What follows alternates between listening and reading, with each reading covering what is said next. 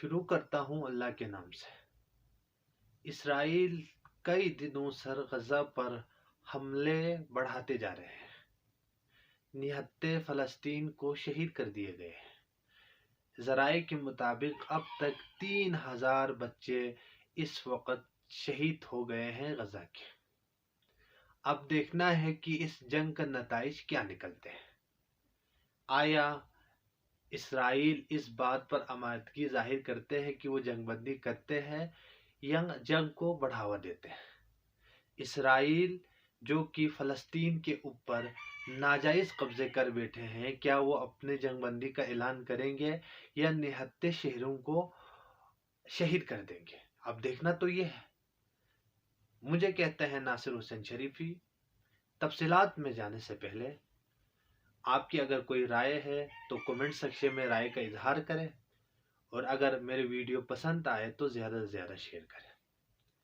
اسرائیل اور غزہ، یعنی ہم یہ کہہ سکتے ہیں کہ جنگ ہمیشہ دو برابر ملک کے درمیان کھیلے جاتے ہیں، جو کہ میرے نظر میں جنگ کسی بھی مسئلے کا حل نہیں ہے۔ مگر دنیا میں ہم نے دیکھے کہ جنگ تب بھی بڑے ملک کے درمیان ہوتے ہیں، برابر کے بنیاد پہ ہوتے ہیں۔ مگر افسوس یہاں پر یہ ہے کہ اسرائیل اپنے نہتے غزہ پر مسلسل حملے کرتے جا رہے ہیں۔ اب ہم نے یہ سمجھنا ہے کہ آیا غزہ اور فلسطین اور اسرائیل کے درمیان جو معاملہ ہے، اصل وجہ کیا ہے؟ دیکھو، آپ نے یہ سمجھنا ہے، اگر آپ جغرافیائی لحاظ سے دیکھیں تو سینٹر میں آپ کو فلسطین اور اسرائیل ملیں گے۔ اس کے آس پاس لبنان ہے، اردن ہے، اس کے علاوہ شام ہے اور مصر ہے۔ اور افسوس کی بات یہ ہے کہ مصر نے غزہ کے بچوں کو آنے کا جو بارڈر تھا یا لوگوں کو آنے کا جو بارڈر ہے وہ بند کر دیا گیا۔ کتنا افسوس کی بات ہے۔ ایک مسلمان ملک ہونے کے ناطے اپنے بچوں کو یا غزہ کے مسلمان بچوں کو تحفظ دینے کے بجائے اپنے بارڈر سیل کر دیے گئے۔ اب ہم نے یہ دیکھنا ہے کہ کئی دنوں سے مسلسل اسرائیل فلسطین پر حملہ کیے جا رہے ہیں، یہاں تک کہ نیتنیاہو غزہ کو صفحہ ہستی سے مٹانے کی بات کر رہے ہیں۔ اب ہم نے یہ دیکھنا ہے کہ یہاں پر اب مسئلہ کیوں ہوا۔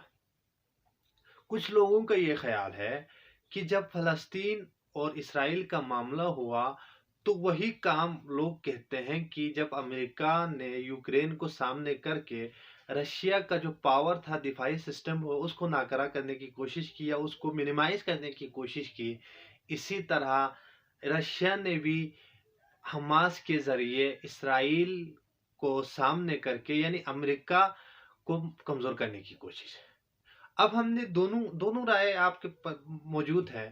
اب رائے کو دیکھتے ہوئے میں کیا سمجھتا ہوں یا میں کیا سوچتا ہوں، یہی ہے کہ عبادت گاہیں چاہے مسلم کی ہو، چاہے ہندو کی ہو، چاہے سکھ کی ہو، چاہے کسی اور عیسائی مذہب کی ہو، اور کوئی چھوٹا سے چھوٹا مذاہب ہو، ان کا اخلاقی اور دینی فریضہ ہے جس کو ادا کرنے میں کوئی کسی کو مسئلہ نہیں ہونی چاہیے۔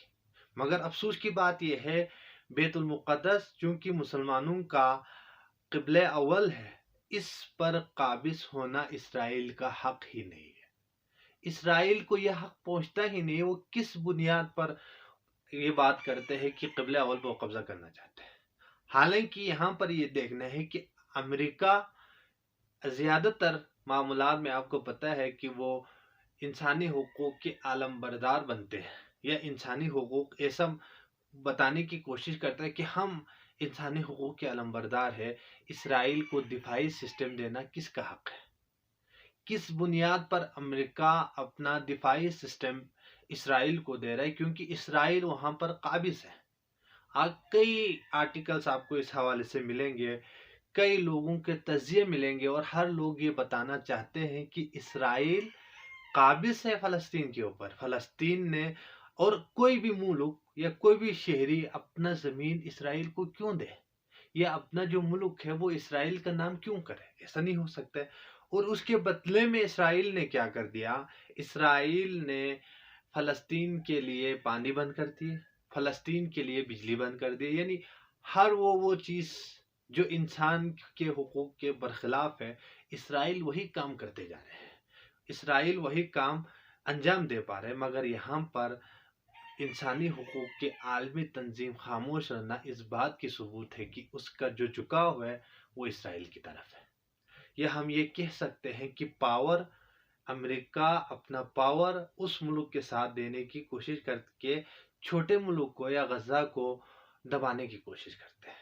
اور یہاں پر سوال یہ ہے کہ سب اسلامی ملک اور جتنے بھی ممالک ہیں ان کو چاہیے کہ اس کا کوئی حل نکالے۔